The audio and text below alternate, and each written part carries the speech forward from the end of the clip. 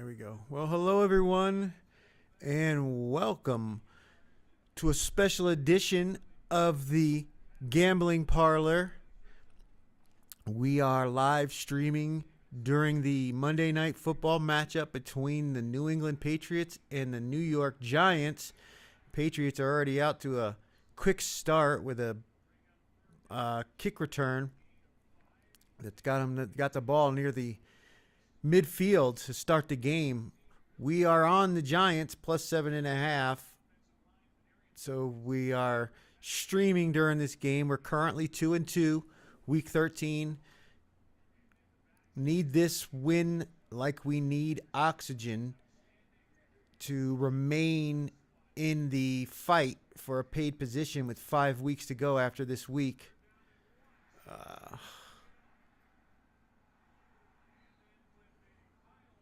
3rd and 1, and the Patriots get the first down. I'm going to be very upset with myself. If you watched the NFL contest show, I originally had Buffalo -3, and I decided to take them out and go with the New York Giants during the show. And obviously the Buffalo Bills won and covered, so we would be already sitting at 3-2 had we just stuck with the original selections. But, you know, that's part of this. Whoa, it's way over his head. But yeah, I mean, we need the Giants. All the leaders in this contest, they struggled this week. I mean, the person that's in first place, Potato Commish, went 1-4. So we need a winning week just to maintain our current position in the contest. We might actually gain a spot because the consensus picks this week did not do very well overall.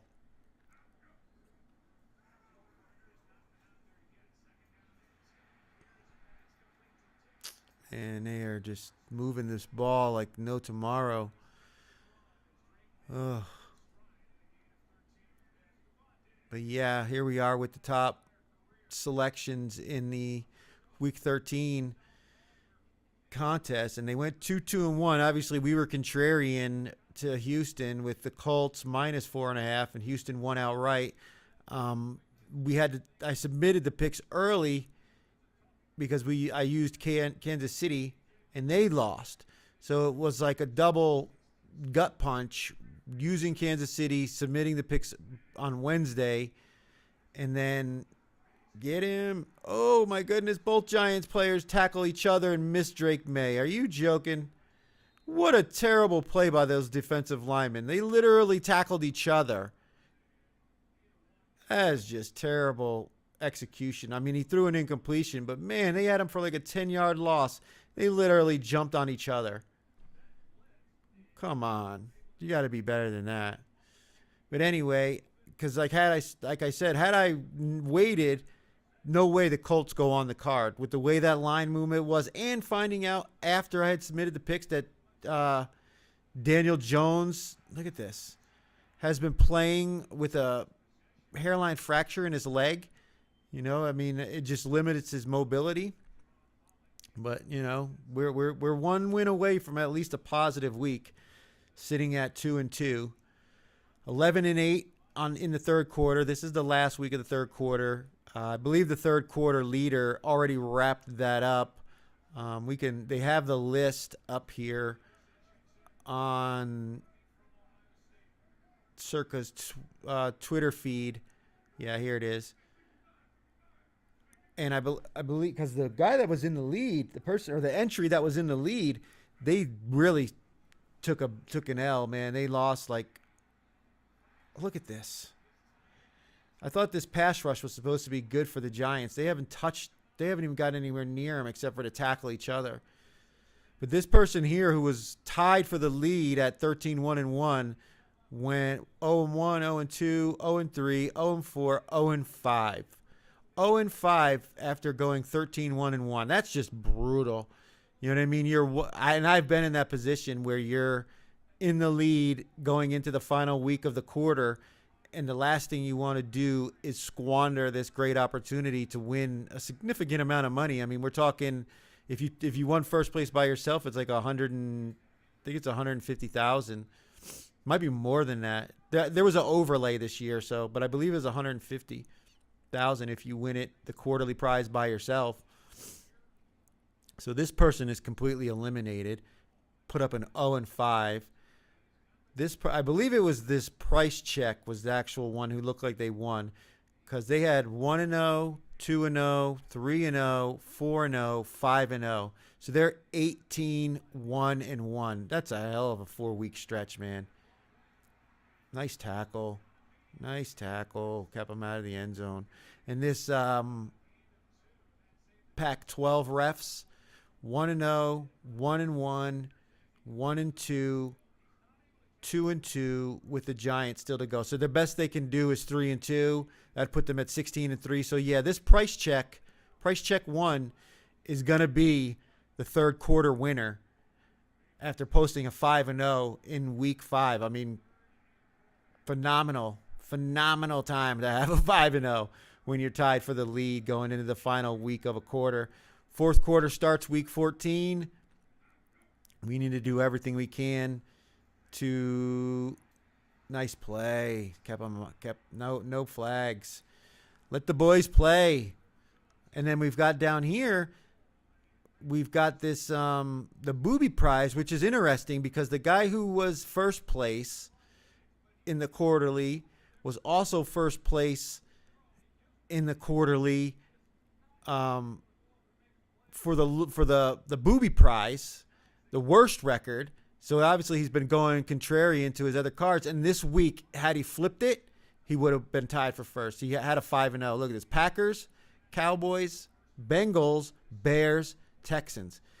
He flips this from his booby prize to his main one, and vice versa. That person would have won both. Instead, he puts up an 0-5 in the one that mattered to get the wins and puts up a 5-0 in the one where you want the losers. It just shows you how hard it is to try to do something like that where you're trying to actually pick losing teams. He obviously went with all favorites on here and all dogs on here, and it was literally the complete opposite. All the dogs covered, all the favorites did not. Just brutal way to end that third quarter for this person, because he lost out on, I think the booby prize is $25,000. So that would have been $25,000 on top of the $150,000. He would have walked away with $175,000 in prize money. Instead, he's looking at a double whammy. Tough way to end it. This person here was also tied at 113-1. They went 1-0, 2-0, 3-0, 3-1, 4. They went 4-1. They literally, did the opposite. It did the same thing. They had what they wanted to be a card of losers and had a 4-1 week. So this person sitting at 2-13, 1-0, 2-0, 2-1, 2-2, 2-3. So they're right now at 4-13. They've got 4 wins. And we've got a couple of people so that's 4 points. We've got 2 people sitting at 2 points down here with 2 pushes. And so that's 2. They've got 4. This is 1-0, 2-0, 2-0-1, 3-0-1, 3-1-1. So they now have 5.5 points. So still specials 4 is the leader. This person here also has 2 points, and they went 1-0, 1-1, 2-1, 3-1, 4-1, because the Chargers did cover, I believe. Yeah, right. Yeah, because the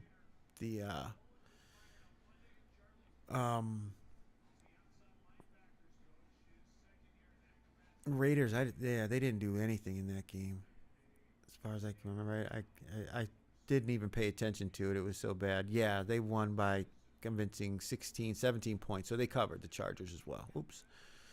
So yeah, this person 1-0, 1-1, 2-1, 3-1, 4-1. So it looks like it's going to be Specials, who's going to get the $25,000 booby prize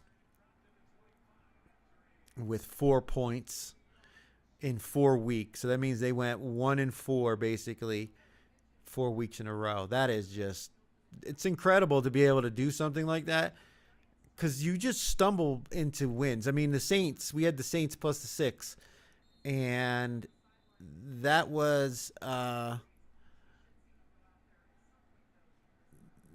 they really shouldn't have done any. They should have lost that game by like 7 points. So it's just like, you never know how these games are going to end with these point spreads. It's just so difficult to try to pick. Even trying to pick losers is difficult. I'm not sure. Yeah, look here. Well, we've got one on the Patriots for Survivor. The Chargers won, Dolphins won, Niners won, Jags won. Rams lost. They were the 4 entries were eliminated, and the Seahawks won, and we've got the Patriots still to go. So out of the 49 entries, only 4 were eliminated in Week 13B after the carnage of Week 13A, where out of that remaining roughly 1,000 entries, only 49 remained after the Thanksgiving slate, with all 4 underdogs winning straight up. Circa Millions, the Packers won and covered. They were a big contrarian side. Chiefs, we were on them. They were the contrarian side, not nearly as much as the Lions-Packers game, but Cowboys ended up winning that one straight up. Bengals were the more popular side. They get the straight up win, didn't need the points. And then the Bears were also the more popular side, but again, this was a really tight selections between both sides, as there's only 36 more on the Bears, but the Bears got the win straight up. So come on, Jackson, watch it, throw it away, you have to protect yourself, throw the ball away, don't take a sack. Ugh. I mean, this guy's just got to learn how to play quarterback, man. Like, it's first down, throw the ball away and get 2nd and 10. Now you're sitting at 2nd and 15.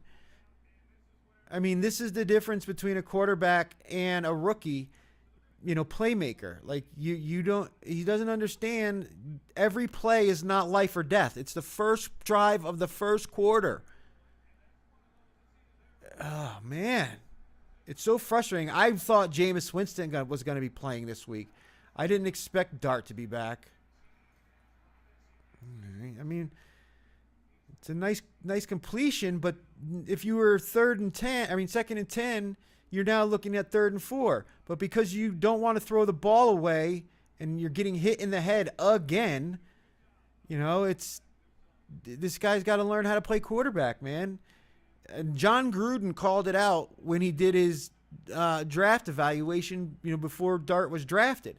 Like, this guy plays every play like it's the last play on the final drive of the 4th quarter, and you're down by 3 points or something. Like, dude, at some point you got to learn that you live to play the next down. Man. And now, see? Now they got to punt. All because he took that sack instead of throwing the ball away. Because now they're sitting at 4th and 7. Why? Because you lost 5 yards on the first play of that series. I don't feel good about this Giants play at all. I really don't. I thought it was going to be Jameis Winston. I didn't think it was going to be Jackson Dart. That's another reason why submitting picks early wasn't a smart idea. And I've come to the conclusion, and I put it in my notes for next season. Look, another big special teams play. Great. Another touchdown. They just gave up a 90-something yard punt return for a touchdown. Wow.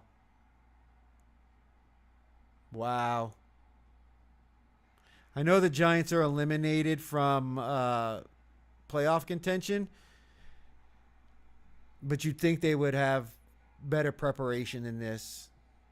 It's a team going through the motions, and I knew it. I wrote it in my notes too.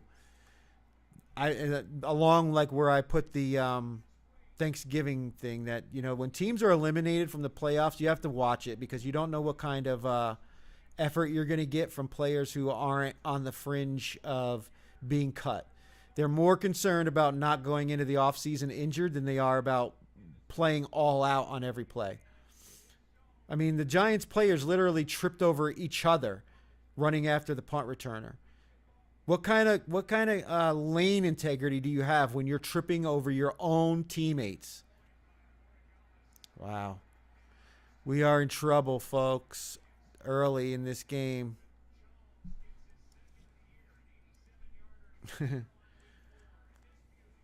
Damn, why does it always do that?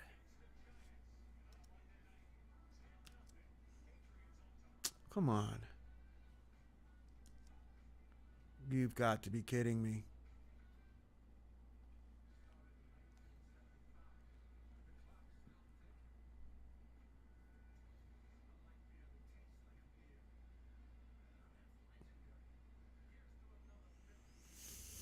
I'm already hating it. Like, I took the Buffalo Bills out, put the Giants in. They're down 10-0. They've done nothing on offense but shown that they have a rookie quarterback who plays hero ball instead of making smart decisions, and a team that is not really motivated to play as hard as they possibly can. They're playing for an interim coach. They fired their defensive coordinator. Maybe they're not fans of the current guy, but wow. I mean, they got the punt. I mean, the kickoff on the first kickoff of the game, they got the ball at midfield, went down and kicked a field goal. Second drive, special teams, returns it for a touchdown.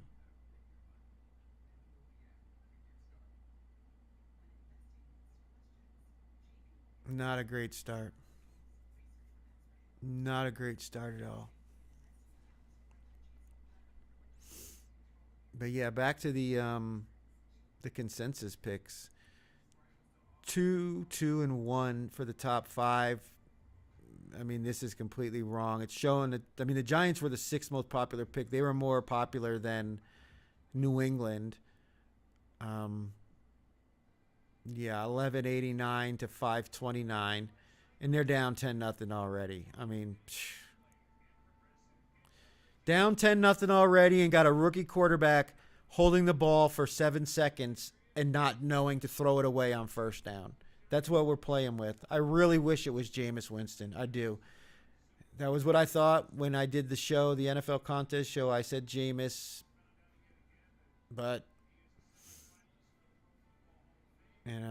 because they haven't won with Jameis, even though they've been competitive. It wasn't his fault. He's not the defensive coordinator. He's not the one giving up leads late in games.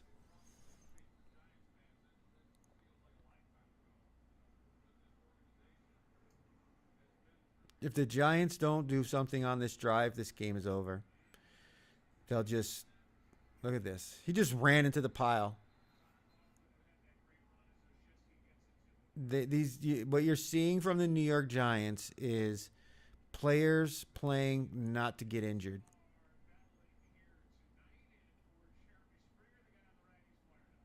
You're going to see a lot of shoulder tackling, not putting their arms into it, guys not going as hard as they possibly can. It's a shame.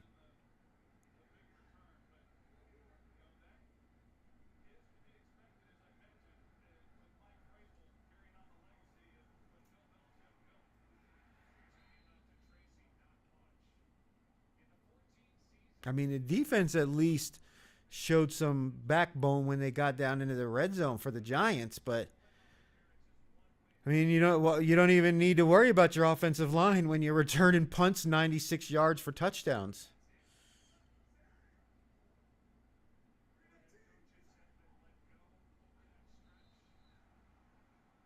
They were drawn off sides by the defense, right? Oh, come on, man! The defensive guy stepped into the um, neutral zone, and then he moved. But at the same time, this is just now more evidence of the preparation of the Giants. You've got a team just going through the motions, trying to make it through the season without a serious injury. Because guys don't want to spend their entire offseason rehabbing some kind of injury. They're making business decisions. And obviously that includes practice.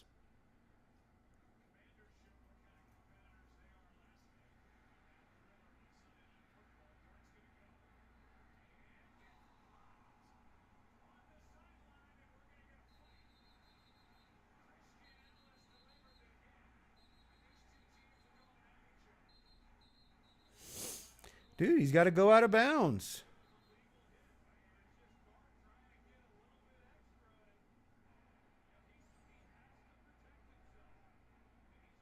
This is you're not doing your team any favors by getting a 15-yard unsportsmanlike penalty because your quarterback isn't smart enough to go out of bounds.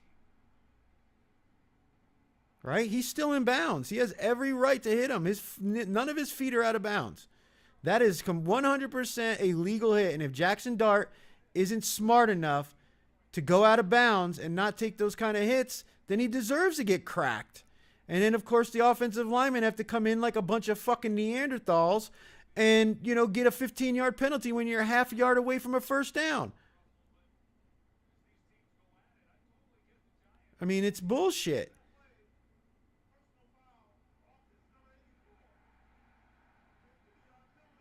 I mean, you literally are costing your team an opportunity to get a first down because you're not mature enough to understand that your quarterback is at fault, that the defender has every right to hit him.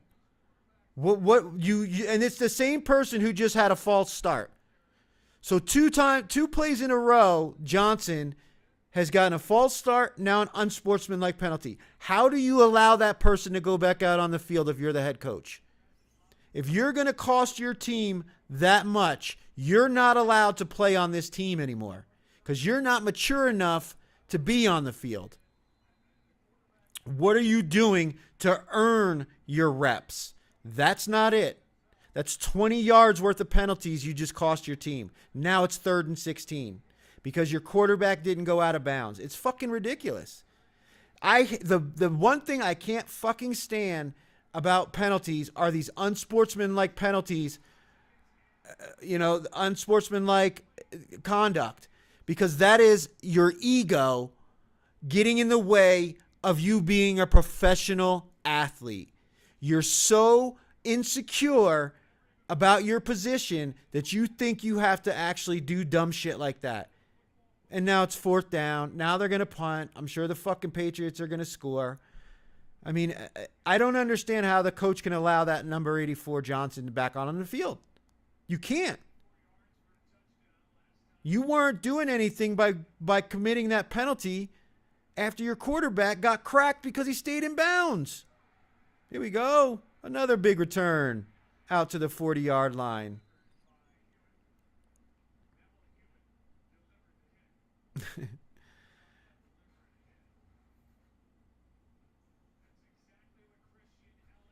Man.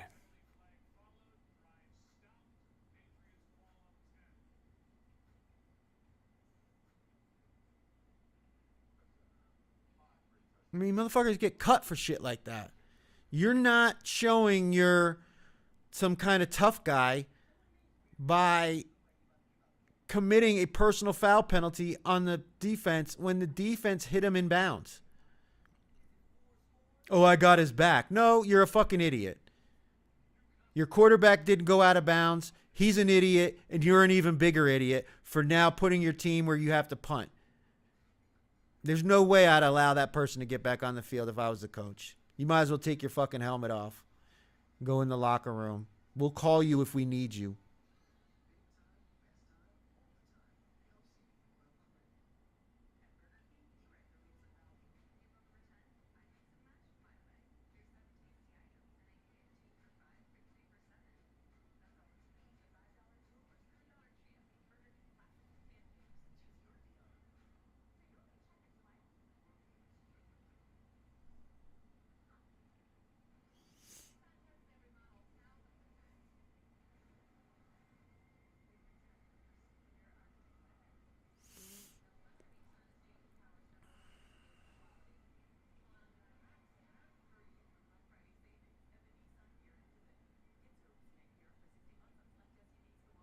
mean, this shit is just so bad. But here we've got the millions again. I mean, that shit pisses me off so much. I can understand some penalties, pass interference, those type of things, roughing or whatever. But when you commit a unsportsmanlike conduct penalty like that, you are showing that you are not a true professional. Because a professional would not jeopardize their team's opportunities to advance the ball and to score points because their ego is so fragile. Especially after the same guy just committed a penalty on the drive before, a false start. Just committed it. Now you go out there and you cost your team another first down, an opportunity at a first down. Now the Patriots have the ball back right near midfield, up 10 points, and your dumbass is standing on the sideline like a fucking idiot because you thought you were tough. You thought you were a gangster. When your quarterback doesn't have the wherewithal to go out of bounds and gets hit inbounds.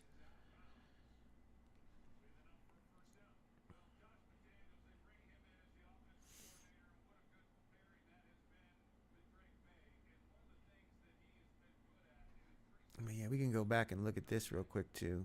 The standings. And I'll show you what I meant by the leaders have struggled. This Potato Commish, he was in first place for a while. But he went 1-4. So that's was a real opportunity to gain. Is a real opportunity to gain on the leaderboard because even CoinHop, who was in second place, is only 2-2, but he's got New England, so he's looking at a 3-2. Scrimmy, friend of the show, he was one of the quarterly winners. He's killing it still, sitting in they're tied for 18th place. Went 4-1 this past week.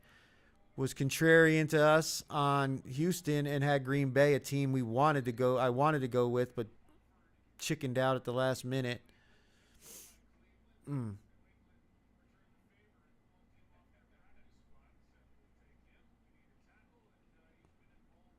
Yeah, this is the leaders right now.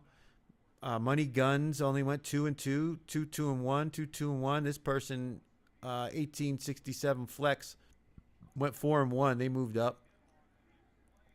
But yeah, a lot of these top teams, like this person just moved up with a 5-0. They struggled, the people that were at the top last week.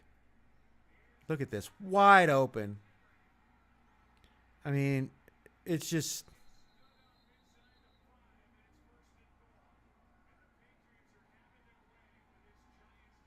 Yeah, you're what you're just seeing, and I should have known better. What you're seeing is a team that is pretty much checked out at this point. And now they're probably really going to check out.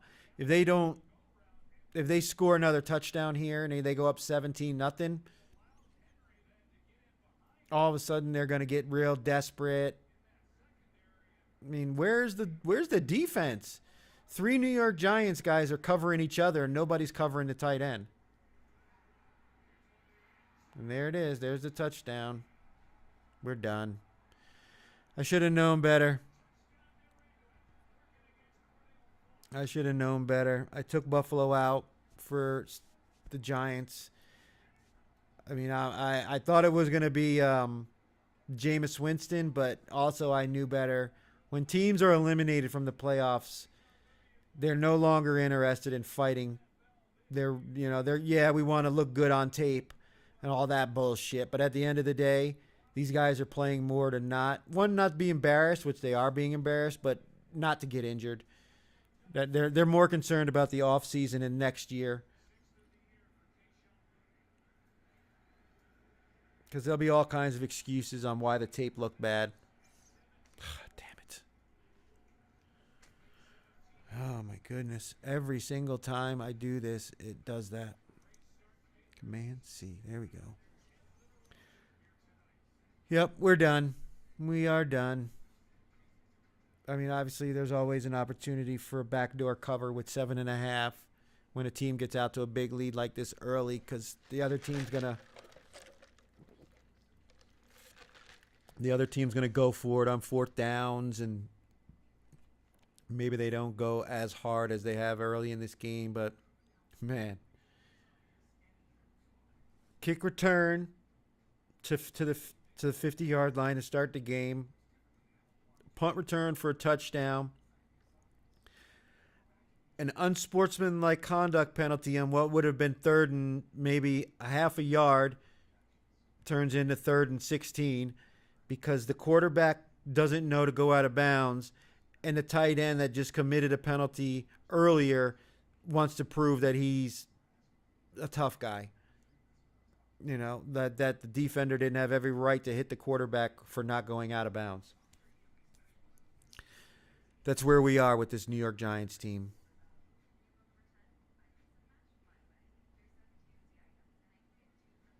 I don't know how much longer I can stand watching this because it's just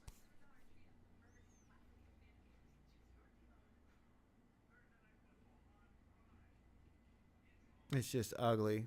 Ugly, ugly, ugly. Now the early line show is up and available on Dead Money Sports here on YouTube, so be sure to check that out. We've got our picks for, well, what we like early on for the Week 14 slate. We've got some big games coming up this week, too. A couple of games that are going to have some real serious playoff implications, so I'm looking forward to this week's slate. I mean, it already starts.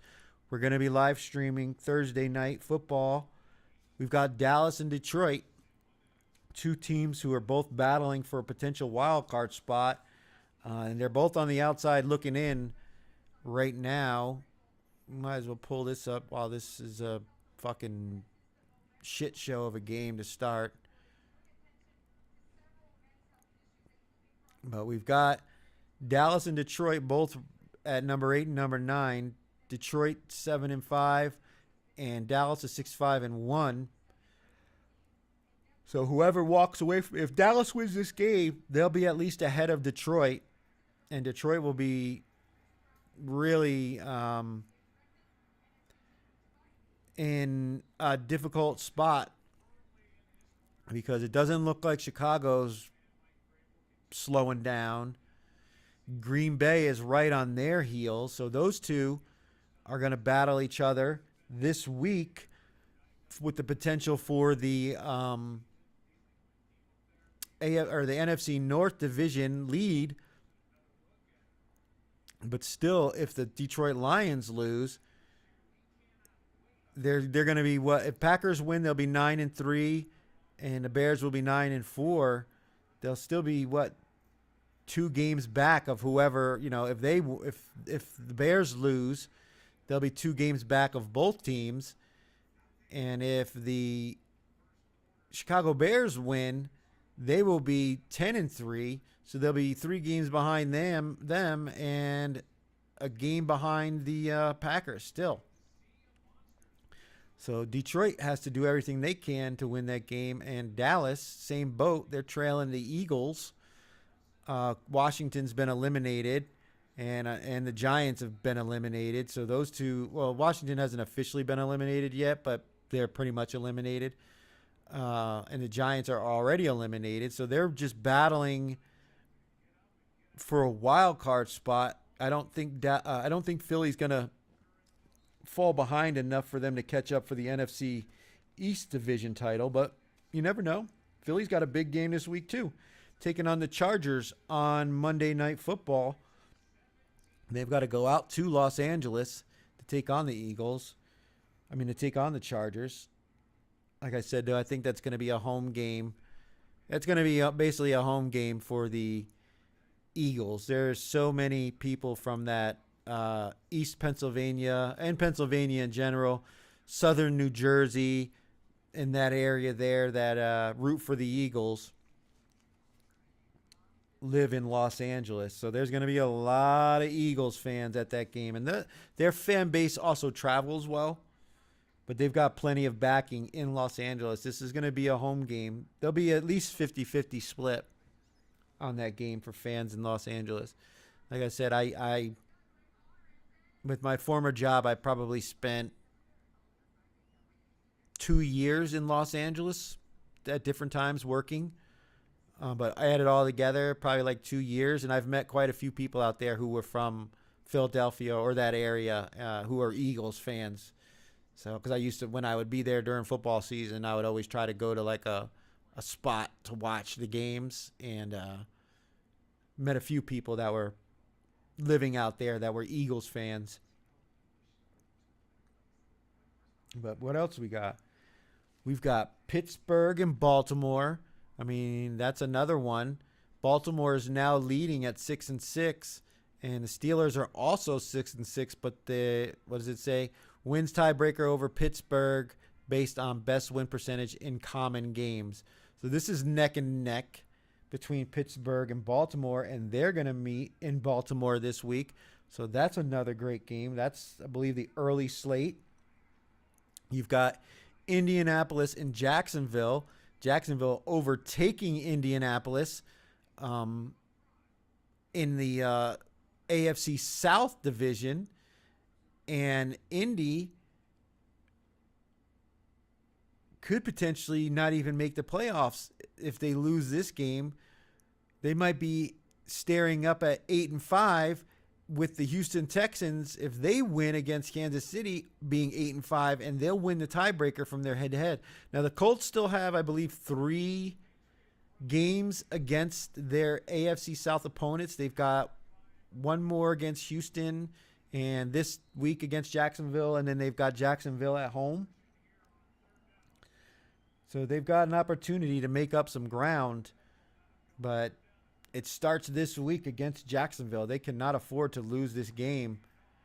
If they do, like I said, they're going to be staring up, I think, at the Houston Texans. And obviously the Buffalo Bills are fighting to remain in the wild card at 8-4.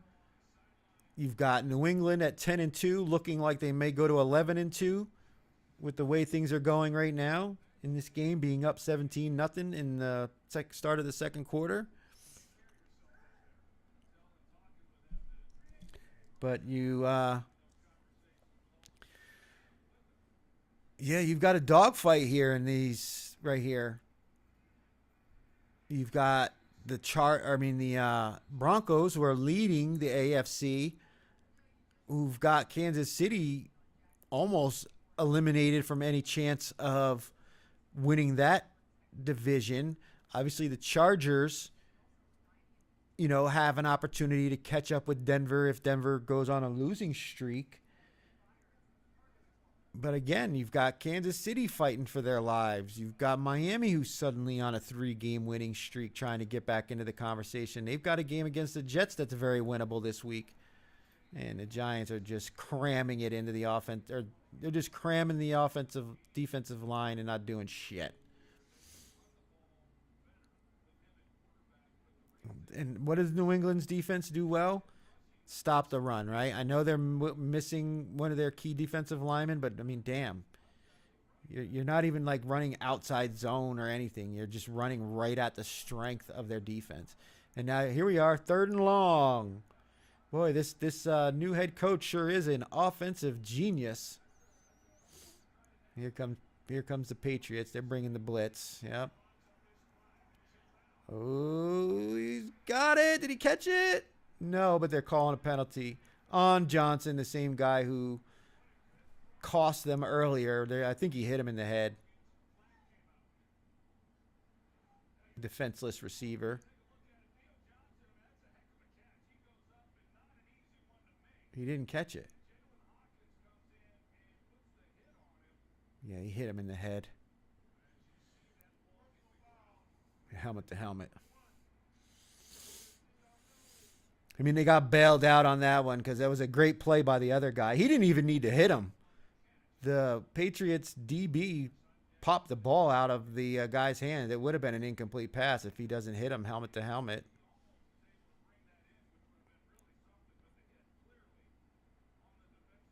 Bailed out. I mean, it was certainly a penalty, but the refs also, they don't like blowouts on prime time.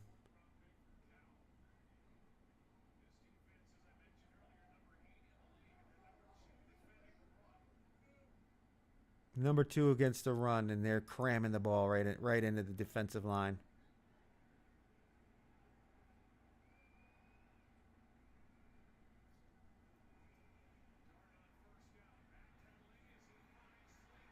Go, Slayton. Go, go. Get in that end zone. Did he make it? Yeah, he made it. Touchdown. Touchdown, New York.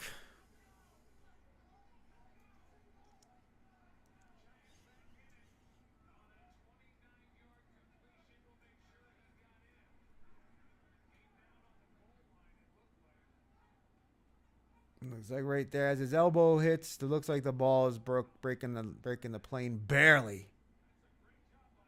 Barely, but he's over. There's not enough to see where the tip of the ball is to say he didn't break the plane when his elbow went down.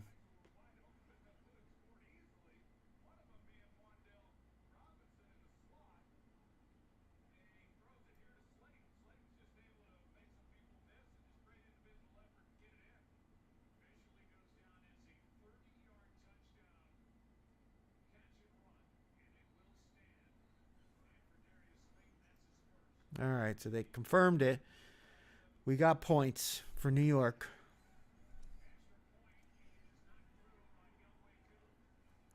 Younghoe Koo, former Falcons kicker.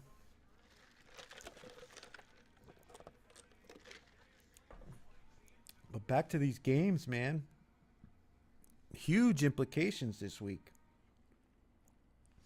We've got what I marked as big games: Dallas, Detroit, Pittsburgh, Baltimore, Indy and Jacksonville, Chicago and Green Bay, Houston and Kansas City, and Philadelphia and the Los Angeles Chargers. Then you've got some 50-50 games. You've got Seattle at Atlanta. Obviously, Atlanta's all but eliminated from the NFC South, barring a collapse by both Tampa Bay and the Carolina Panthers. And with the Panthers beating the Rams, they're now leading the NFC. Well, no, they're not leading the NFC South. I think they're losing to Tampa Bay because of the. They have one more loss than them. Carolina goes on the bye this week. Carolina's on the bye this week. So if Tampa Bay loses, they would be tied record-wise. And the Tampa Bay is at home against New Orleans. I already said I liked Tampa Bay in that one. I was on New Orleans last week, but boy, that was incredibly lucky to even be in that one. So the fact that they were able to cover the spread in that one was just I thought for sure it was a loss. I was like, all right, we're 0-3 before we even get to the Sunday night game with Washington plus 5.5. Somehow we got one win out of the deal. And then Washington, man, they had me on the edge of this seat. First, going down to tie the game, which I was hoping they wouldn't. I wanted Denver to stop them. I really could care less if Washington won or lost, as long as they stayed within that 5.5. And, of course, they go down and they tie the game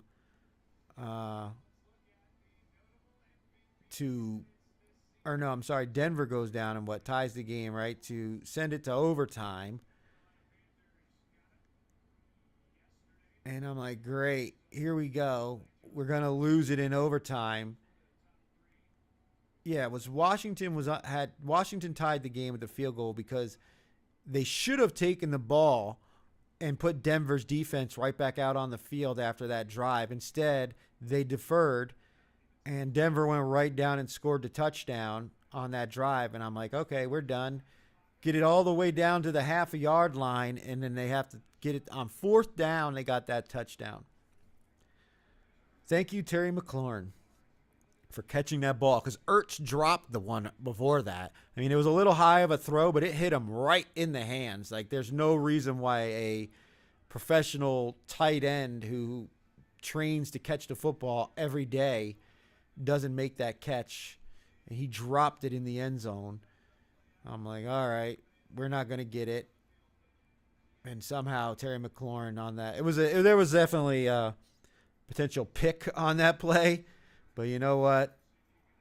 Let them play at that point, and then they went for 2, didn't get it, so I could care less at that point.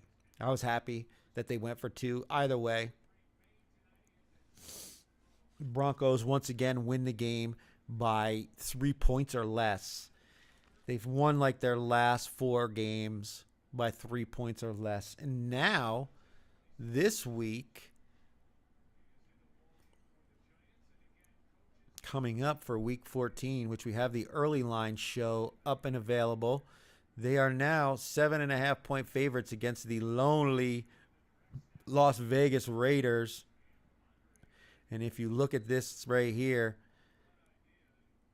Vegas is getting 50% of the tickets, but 84% of the money. And a lot of that has to do with the fact that they played them tight on Thursday Night Football, where Denver only won by 3, right? That's where I think this is when that streak started. Then they played Kansas City, they won by 3.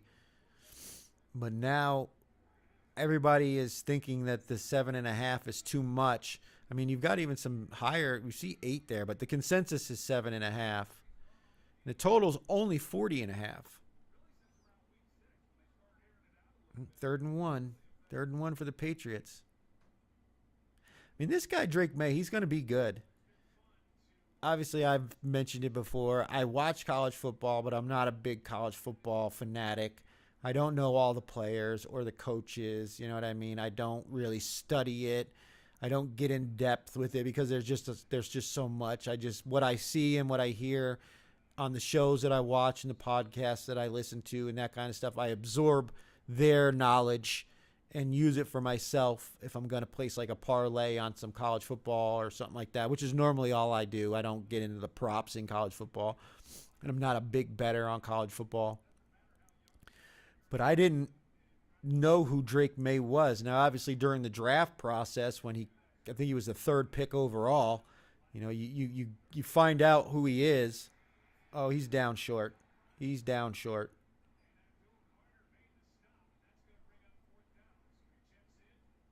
4th and 1, but they're on their own 30-yard line. I don't know if Vrabel's pretty conservative.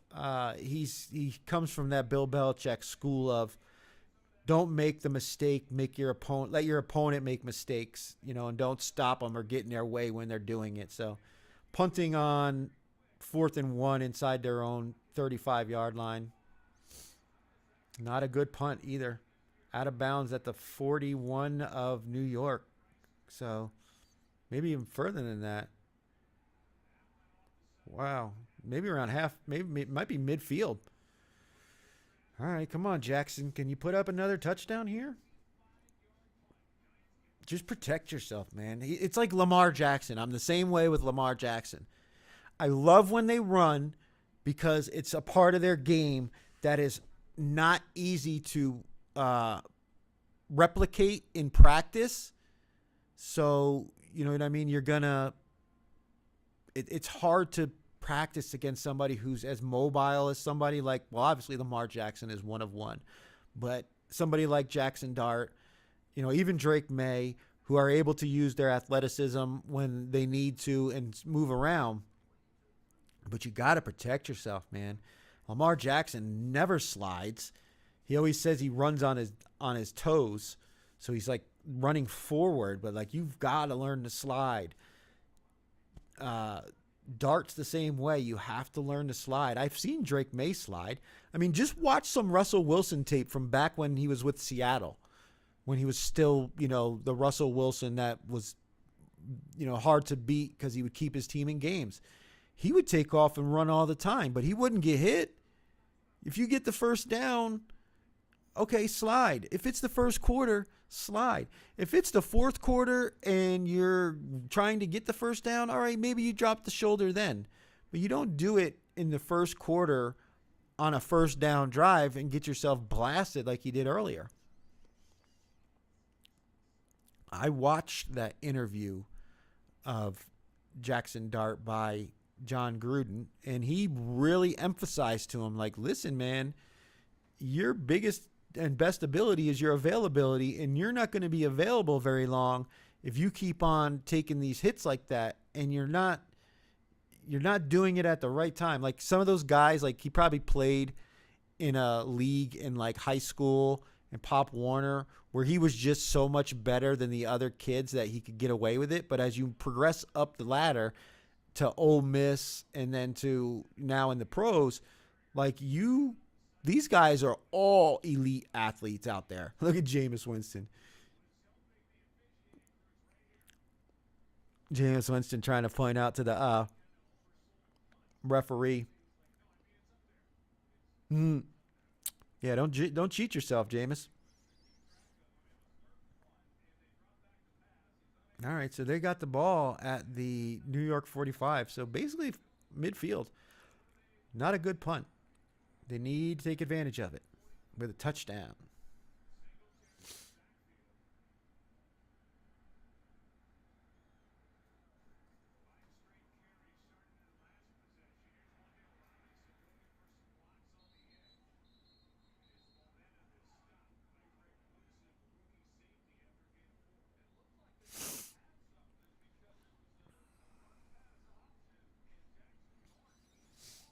Yeah, these games this week, though.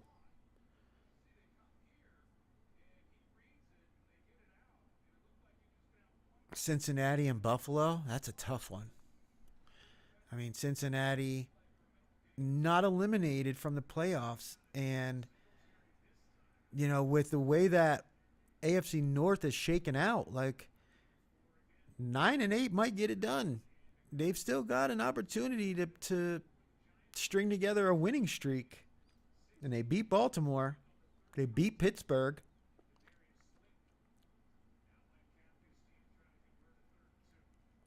I don't remember if they've played Cleveland or not.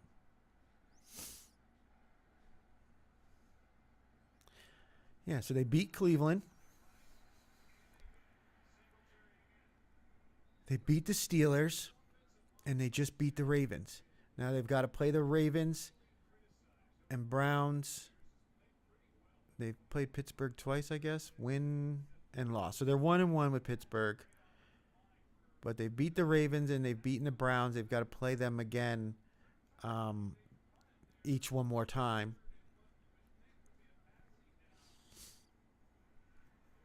Okay, let's go New York. But they've got life. You know what I mean? They're not completely eliminated. The only teams that have been eliminated from the AFC are Tennessee and Vegas. And be honest with you, they could just relegate them somewhere. I mean, Tennessee's been good against the spread. They say good teams win, great teams cover. And they've got more ATS covers than they do straight up wins. So making money with them if you know when to bet them. I've been too chicken shit to back them, even though I've been preaching all year that they were going to have more ATS wins than straight up wins. Ooh, not much going on that play. Stuffed them that time. Just they get too predictable. Like, it's first down, man. Run a play action. Try to push the ball downfield. Instead, it's like, let's get it to third and short. Okay, you want to keep Drake May and the offense for New England on the sidelines? Okay. But don't run up the gut against the Patriots, which is probably the best strength of their team. I mean, Gonzalez in the secondary is decent too. And that guy's moving forward. What are you doing? Okay. Illegal man downfield. That's coming back.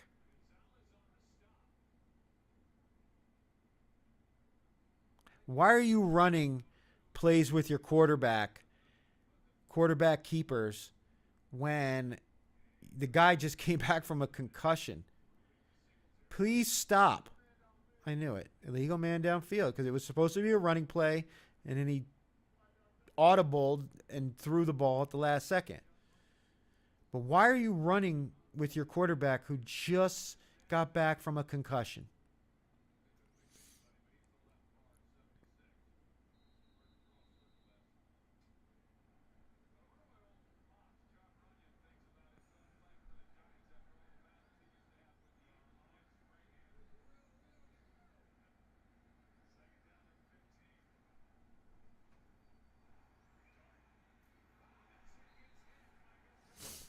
I mean, you could tell by the way that wide receiver was lining up that it was going to be a quick pass.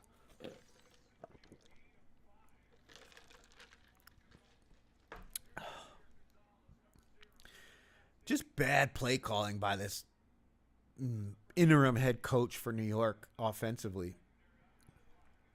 You're calling running plays with your concussion susceptible quarterback. You're calling inside run plays against the New England defense. It's like they have a plan, but they don't have a plan for the team they're facing. They have a plan just in general. Come on. If that's not pass interference, what is it? The guy was literally not, and of course it's Johnson again, number 84. Why do they keep throwing to him?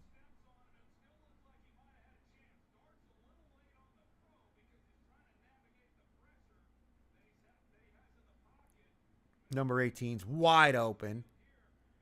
That's pass interference, man. The guy never looks back at the ball. You can't hit. You know, I seen a lot worse. Whoa, what the fuck is that? What happened? Did he whiff the kick? Of course, it's Younghoe Koo coming back to haunt me. What the fuck kind of kick was that? Dude kicks the ground.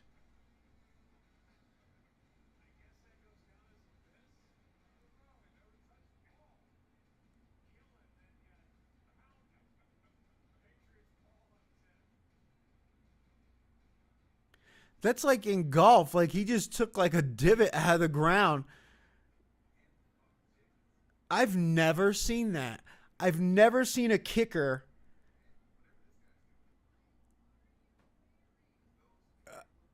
literally kick into the ground and not make contact with the ball. Doesn't this dude practice that shit every day? That's like his one job is to be able to kick a football.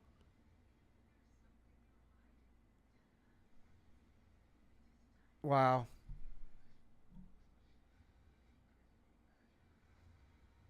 I don't know what to say. I don't know what to say.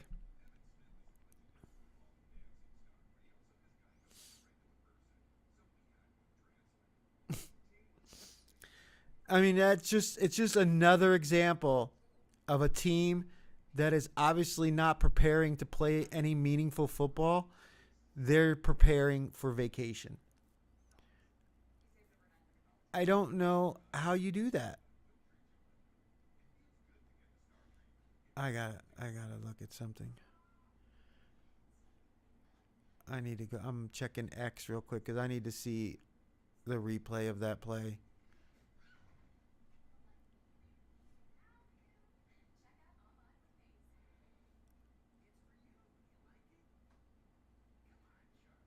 I mean, what the hell?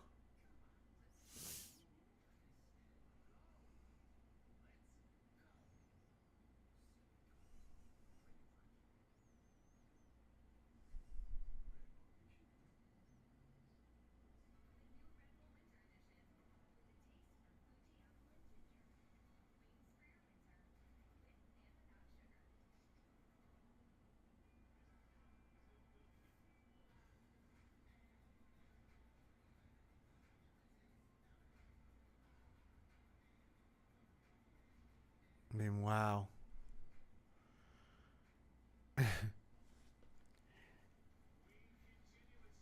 And then the placeholder, He could have thrown that ball, and they would have gotten it. It would have been an incomplete pass, and they would have gotten the ball where they attempted to, where the ball was snapped from. Instead, he gets tackled for an extra 10 fucking yards. So now they get the ball at the 42-yard line instead of the 30-yard line. I mean, and now you're seeing the shoulder tackles from the Giants. You're not going to see much fight. I mean, there's no way that wasn't interference, though. But, 84 Johnson, he's been just disgusting all game. That is just, what the fuck?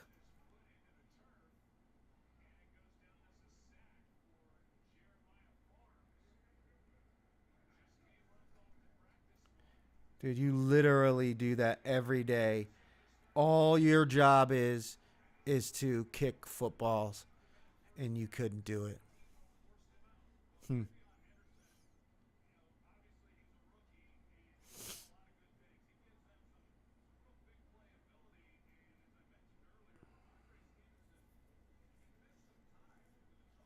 The only saving grace I can say is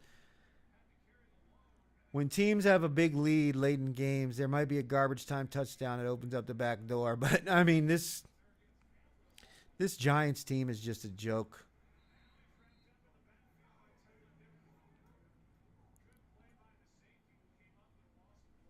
It just shows you that the preparation that goes into the game, it's certainly not what it would be. One, if you had a regular coach, not an interim coach, who's actually has experience in as a head coach, but a team that doesn't have anything to play for.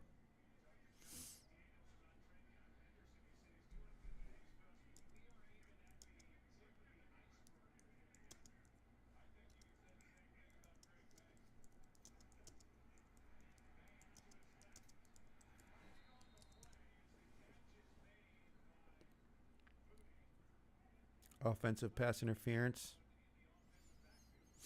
Uh, or holding. They do have two. They've got three. Might be three replacement offensive linemen. I don't know if their center. Oh, he is playing Bradbury. He was on it. He was listed questionable with an illness, but he probably just had bubble guts from pigging out on Thanksgiving.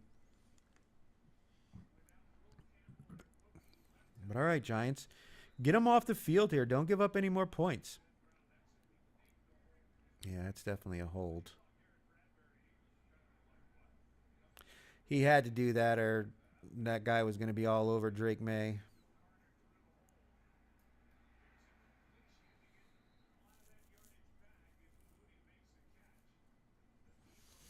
Third down, 3rd and 8-ish.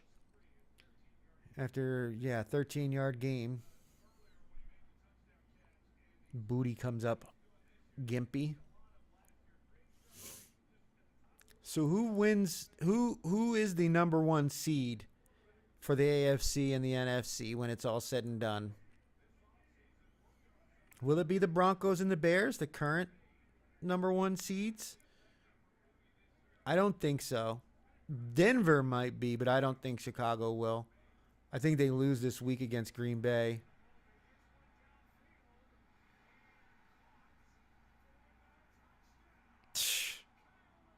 You just got toast, man. That DB was smoked. Are you joking me?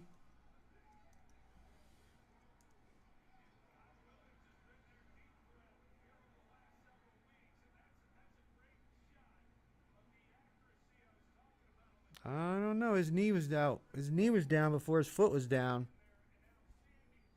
Because when does he actually have possession? That's possession. One. I don't see his foot down. His knee's down. That might not be a touchdown.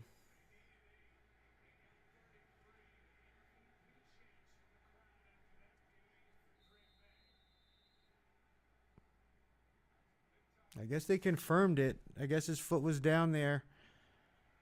Um, it certainly didn't look like it, but all right, whatever.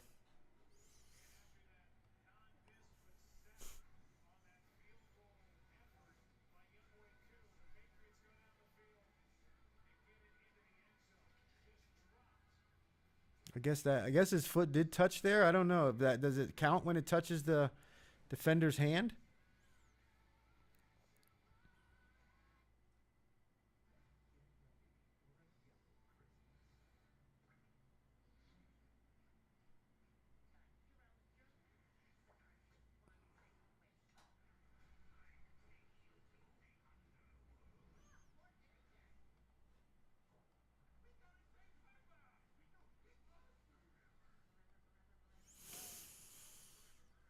Man, very frustrating. It's very frustrating knowing that I swapped out the Buffalo Bills for this Giants team. I, I can't for the life of me explain that the kick.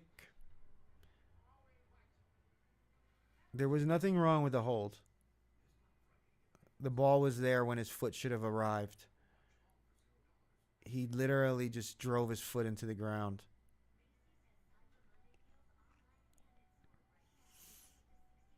But yeah, you've got Chicago Bears at number one right now with the tie, as I say, tiebreaker over LA based on win percentage in conference because they both have 9-3 records, and you've got the 9-3 Seattle Seahawks.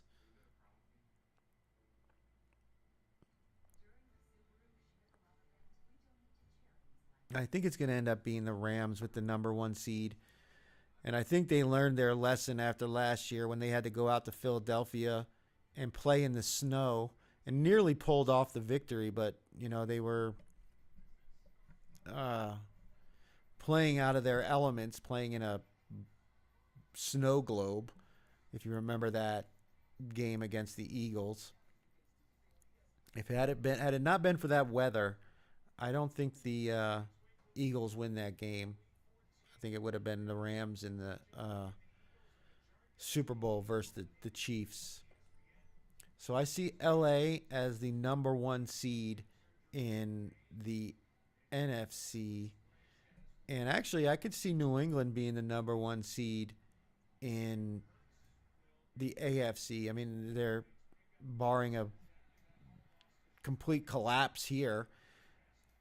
Oof. He was already down. Yeah, he's concussed. He's not coming back.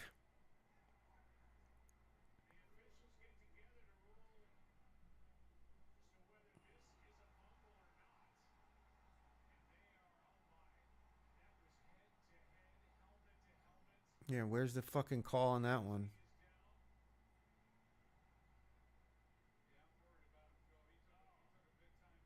He wasn't down either.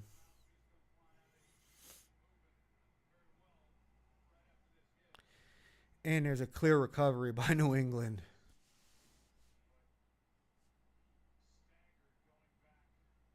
Yeah, he's out.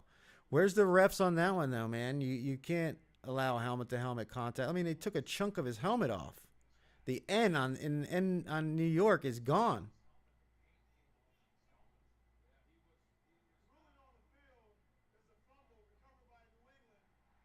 Yeah, you could see he wasn't down, but you can't. This is again. They're not calling the penalty that actually is the cause of the turnover. You need to protect these players from hits like that. Where's the ref?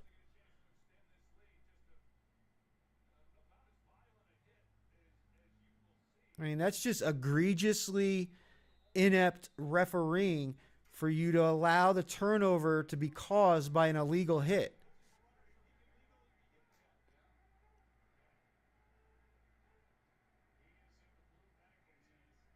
Now they're about to really be fucking down big time.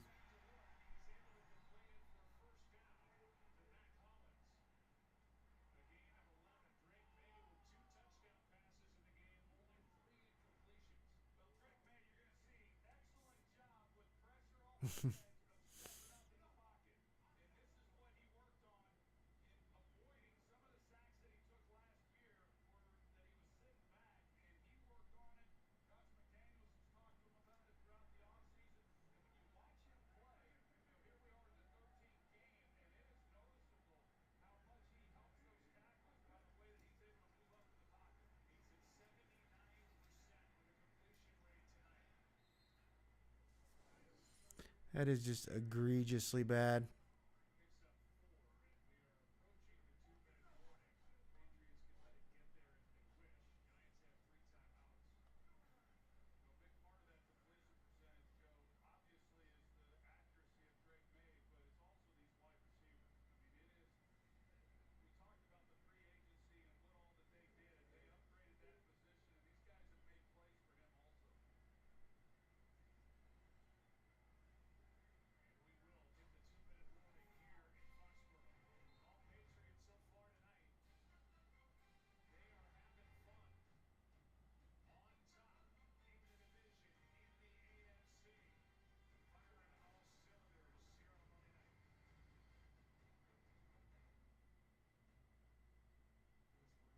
If New England scores a touchdown here, I'm just ending the stream at halftime. I'm not going to put myself through the remainder of this game.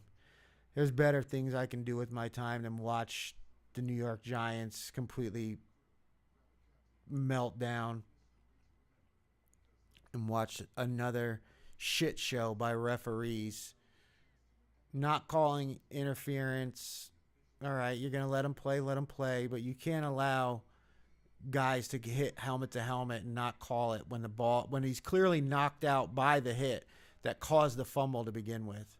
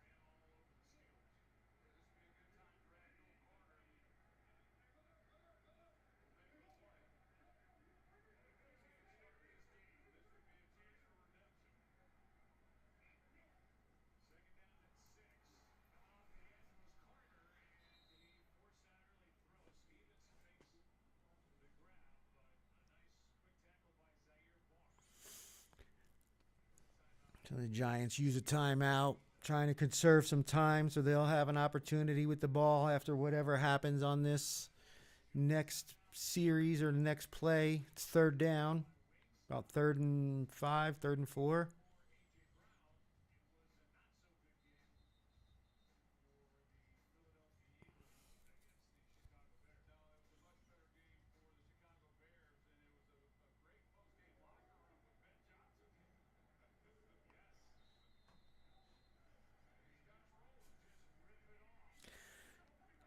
Brian Burns, right? Isn't he supposed to be second in the league in sacks? I mean, have we called his name at all?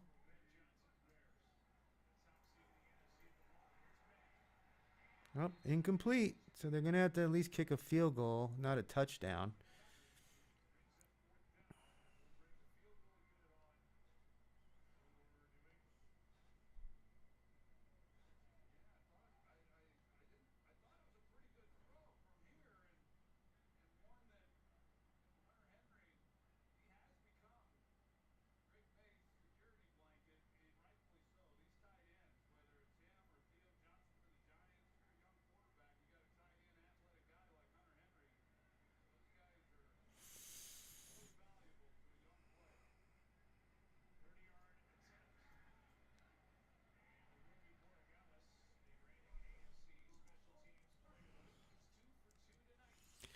27-7.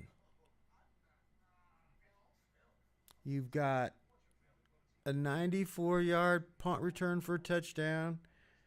You've got a missed field goal when the kicker drove it in his foot into the ground.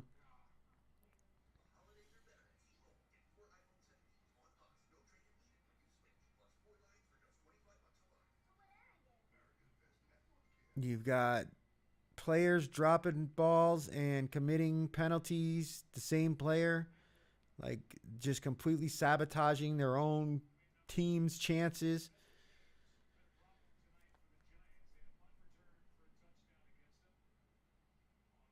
I mean, can the Giants special teams do something and at least get this ball out? I mean, the best field position they had to start was because of a punt that went out of bounds, and that was the missed field goal.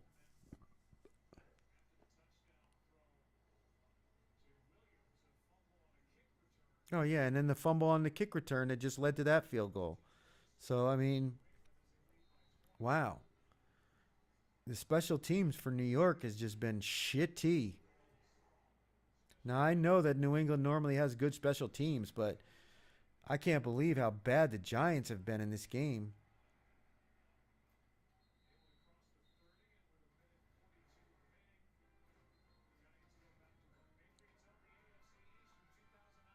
Who got the ball to start? The Patriots got the ball to start. So the Giants are going to get the ball coming out of half. So if they can do something here, and then they get the ball to come out at halftime, you know, they have an opportunity to get back in this game, but it all pretty much hinges on this double dip opportunity right now. They have got to score points on this drive.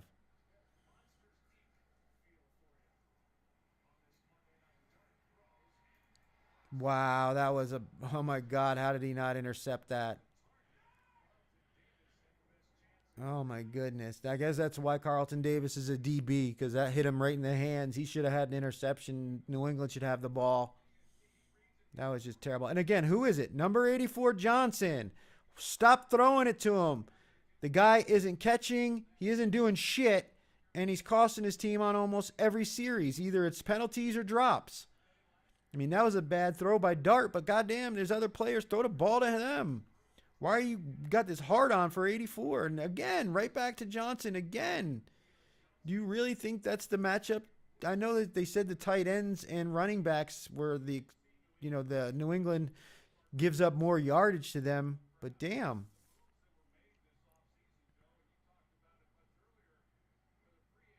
3rd and 5 now. If they don't do anything here, and they got to punt the ball back to New England, it's over.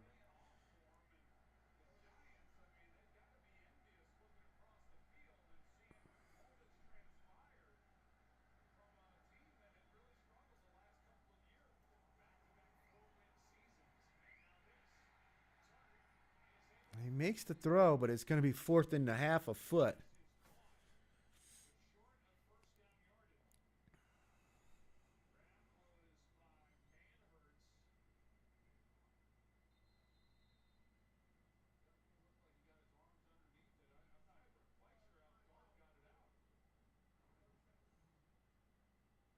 Timeout by New England. I'm 4th and length of a football about.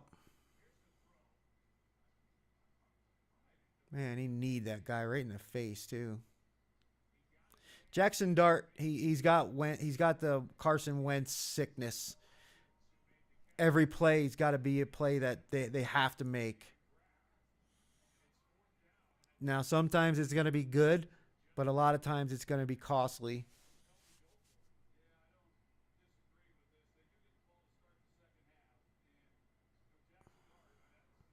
Yeah, you got to go for it. I mean, what are you playing for at this point? You're eliminated from the playoffs. You're down by 20 points. You have a 4th and 1/2 a yard. I mean, if you can't get this here, I know their defense is good against the run, but you need to have a play designed like. I mean, they've obviously stacked the line.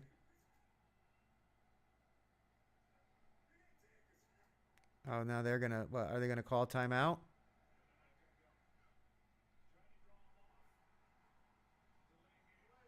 Wow. Wow. A 2-10 team. You're 2-10. It's fourth in a football. You're down 20 points.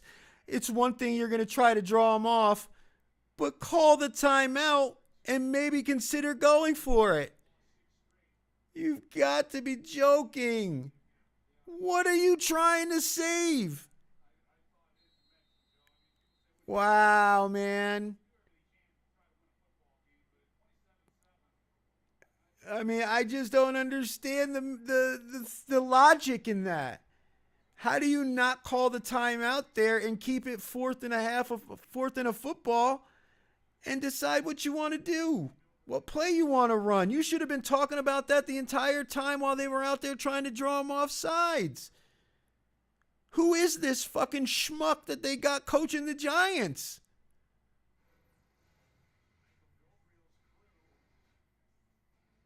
I mean, I get it. You get the ball coming out of half, but you just gave this team back the ball that's been moving it up and down the field on you like with no effort.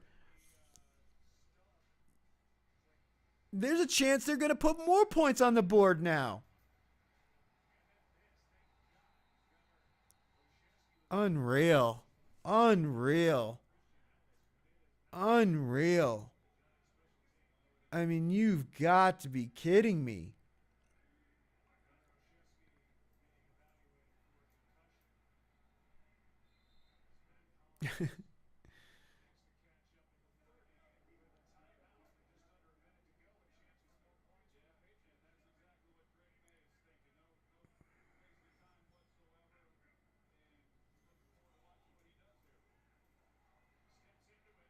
Look at this. They're just moving it on down the field. Moving it on down the field. We're going to get it in field goal range. One timeout remaining at the 45 of New England now. Just moving it on down the field as all the guys for the Giants drop out in coverage. Look at this. There's nobody covering the running back. Everybody was blitzing. They're at the 20-yard line of the Giants now. 16 seconds and a timeout. But you were too scared to go for it on fourth and a football. Down 20 points. You're going to be down 23 points now. Who is this schmuck that is coaching the New York Giants?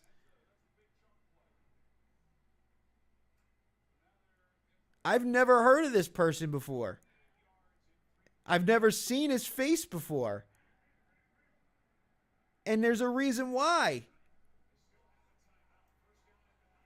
I mean, it's just disgusting.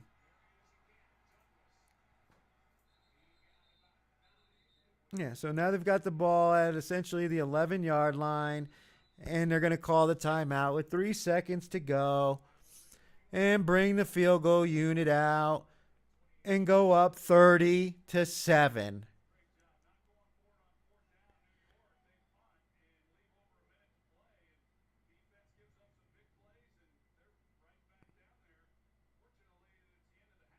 Yeah, you can stop with the stupid eye black shit. I know you think you look cool, but when you play like shit, you look like an idiot. You look like you're desperately trying to be your brand, you know, to be an influencer, to be popular.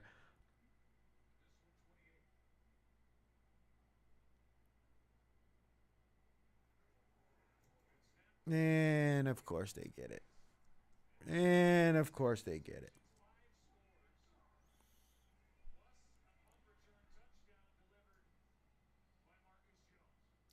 All right. I'm canceling the fucking stream. It's 30-7. It's just an absolute fucking joke. I have better things to do with my time than fucking do a live stream on this game anymore.